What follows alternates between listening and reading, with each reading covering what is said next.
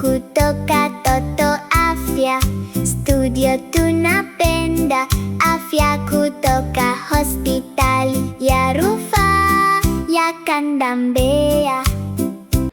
Jifunze na Dr. Jino.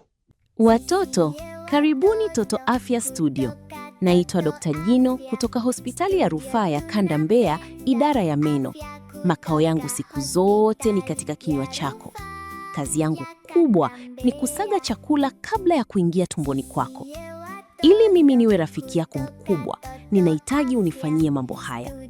Unapoamka asubuhi na kabla ya kulala kila siku, hakikisha unanisafisha kwa kutumia dawa ya meno yenye madini ya fluoride na mswaki. Usipende kutumia vitu vya sukari, na endapo utatumia, basi piga mswaki kwa wakati. Na mwisho, usipende kutafuna vitu vigumu vinavyoweza kusababisha mimi nivunjike.